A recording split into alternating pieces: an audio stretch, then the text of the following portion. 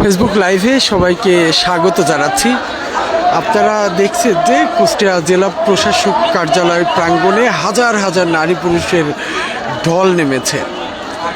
এখানে সবাই একটা দাবিতে এক জায়গায় হয়েছে। তারা দাবি জানাচ্ছে যে কুষ্টিয়া জেলা প্রশাসক ইকবাল হোসেনকে যে প্রত্যাহার করেছে তার প্রত্যাহার আদেশ বাতিল করতে হবে এবং এই ইকবাল হোসেনকে কুষ্টিয়ার জেলা প্রশাসকের দায়িত্বে বহাল রাখার জন্য তারা দাবি জানিয়েছে। মূলত তারা নানা যুক্তি দিয়ে বোঝানোর চেষ্টা করছে এবং নানা উদাহরণ দিচ্ছে যে কুষ্টিয়ার জন্য ডিসি ইকবাল বেস্ট, এগুলো তারা তাদের বক্তৃতায় বলছে এবং তারা কিন্তু এই একটাই দাবির জন্য এক জায়গায় জড়ো হয়েছে। তাদের দাবি তারা এই ডিসির যে প্রত্যাহারের আদেশ হয়েছে সেই প্রত্যাহার আদেশ বাতিল করতে হবে এবং কুষ্টিয়া জেলা প্রশাসককে কুষ্টিয়াতেই বহাল রাখতে হবে, তারা সেই দাবি জানাচ্ছে।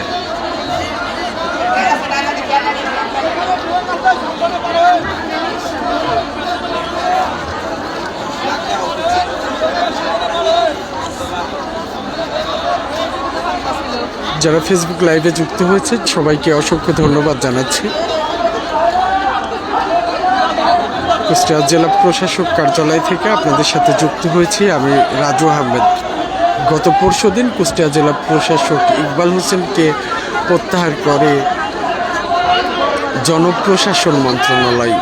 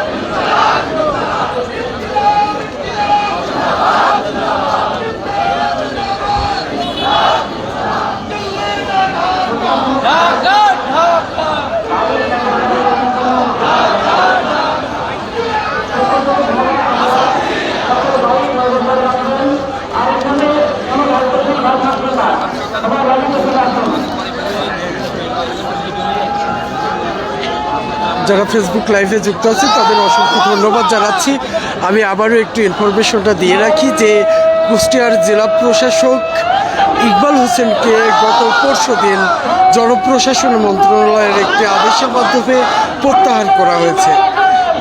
এরপরে আসলে কুষ্টিয়ার সাধারণ মানুষ এবং বিভিন্ন শ্রেণী পেশার মানুষ কিন্তু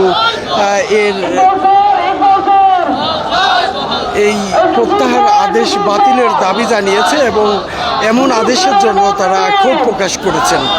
এরই প্রতিবাদে গত পরশুদিন রাতেই বিক্ষোভ মিছিল হয়। এরপরে গতকালকে কুষ্টিয়ায় বিক্ষোভ মিছিল হয় শহরে এবং কুষ্টিয়া জেলা প্রশাসক কার্যালয়ে কিন্তু অবস্থান কর্মসূচি পালন করে। এছাড়া সেই সময় কিন্তু তারা দীর্ঘ সময় ছিল, তারা বিভিন্ন বক্তব্যের মাধ্যমে তারা তাদের দাবিগুলোর কথা জানিয়েছে। আজকেও কিন্তু ঠিক একই দাবিতে কুষ্টিয়া জেলা প্রশাসকের কার্যালয়ে একটা অবস্থান কর্মসূচি পালন করছিলেন। এখন তারা একটি বিক্ষোভ মিছিল সহকারে শহরের দিকে যাচ্ছেন। যারা ফেসবুক লাইভে যুক্ত ছিলেন সবাইকে অসংখ্য ধন্যবাদ জানাচ্ছি। পরবর্তীতে একটু পরেই আবারও আমি লাইভে যুক্ত হবে এবং আপনাদের এই কর্মসূচির সর্বশেষ তথ্য এবং অবস্থানের চিত্র দেখাবো ইনশাল্লাহ। সবাই ভালো থাকবেন, আল্লাহ হাফিজ।